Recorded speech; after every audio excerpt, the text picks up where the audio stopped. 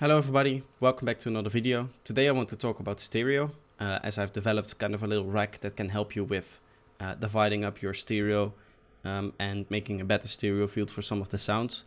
I'm using the frequency split technique that I've shown off with that distortion on the kick drum, but this time we're going to use it for a stereo widening rack, which I'll be going through, and I'll also talk a little bit in general about how I set up my stereo with. So without further ado, let's get right into that.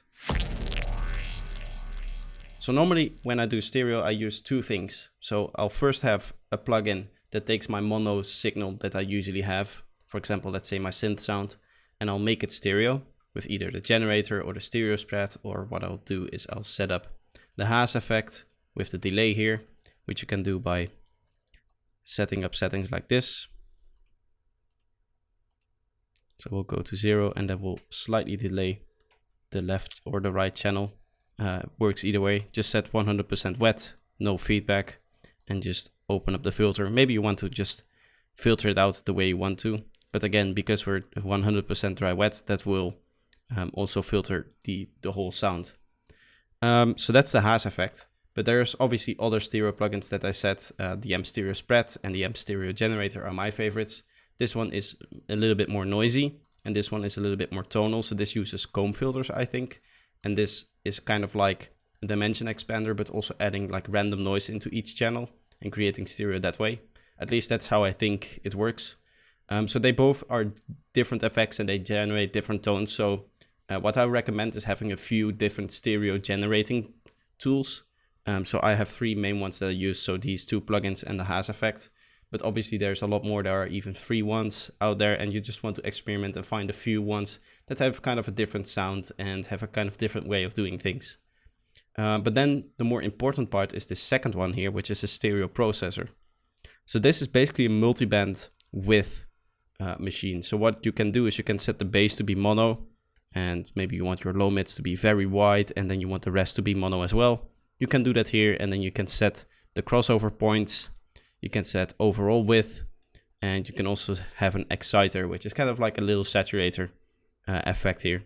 And you can have one for each band as well. And obviously there's more controls, like which crossover it uses. There's some delay width here, which is also adding the Haas effect here, which is something I generally don't use. But this is a very nice overall plugin, because not only does it allow you to have full control over which frequencies are and how wide they are and stuff like that, and how wide the overall sound is up here, but it also shows you how wide your end result will be. So let's go to a simplified version of that with the stereo scope, which will just show us how wide our stereo will be. There's a way to, yes, we can close it and have the screen be just the stereo scope here. So let's take a look at this sound that I have here. Now this is already widened with the effects in here, which are the hyper and the dimension effect. So this stereo is going to be quite a bit of a mess. So let's actually take a look at it.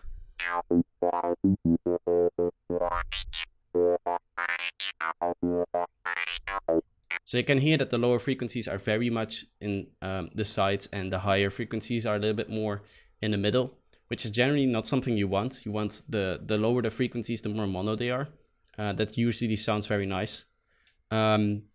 Obviously there are exceptions to this, but that's like when you get more advanced. So for a general rule of thumb, what I try to do is always have my lower frequencies be very much in the middle, and then the higher I go, try to get nice stereo width in there. So let's open up the rack that I made for this video. So we're going to go here, and we're going to open up stereo control, and we're just going to put it in here.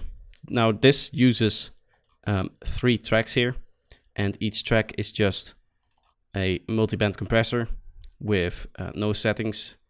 As I told in the last time, my multiband compressor opens up as OTT as default, so I had to reset all of that. That's why it's named OTT, but it's not actually doing any compressing. Then we have the exciter part here, which is just a little bit of distortion in there. So this is a saturator and an overdrive, adding nice excitement to it. And then we have the utility here for the actual width. So keep in mind, this only works if it's already stereo, and it won't make a mono sound stereo, but it's still very useful. So now we can just dial in our frequencies first. So let's set this up like maybe like this. And then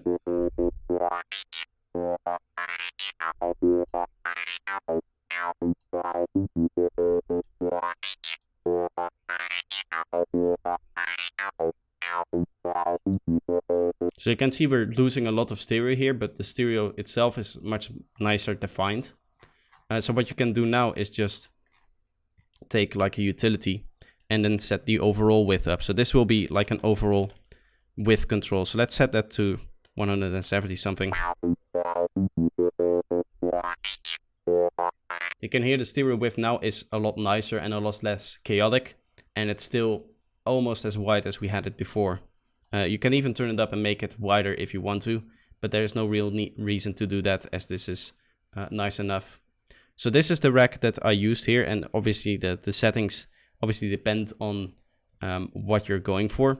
But this is very versatile. It goes from 0% width, which is mono, to 400, which makes stuff really, really wide. As you can see, we have a very high setting on this high frequency here, which kind of makes it possible to make it so wide overall. So then there's also the exciter here, which adds to it before it goes into the stereo winding, so that turning up the exciter will also make it a little bit wider, because you're adding volume and you're adding aggression to those bands. And then we have the crossover points here set to taste. Obviously you can change this around as well.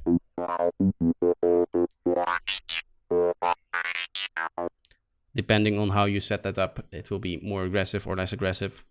So this is a very nice overall stereo control that kind of replaces the need for a plugin like the M Stereo processor that I showed off before. Only that this has 4 bands and this one has 3 bands. That being said though, I still recommend having something like the analyzer, either this one or just having a standalone analyzer for your stereo stuff. That really helps make your decisions, because you have a visual feedback of what you're doing, and having that all in one might be better for you. At least for me, that's better than just having the stereo control. But I thought I would share it with you and make this. So I'll leave a link for this in the description if you want to grab it. And I hope you enjoyed this video, kind of going over how to do stereo width and stuff like that.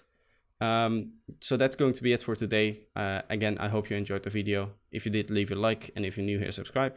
And I hope to see you next time. Bye bye.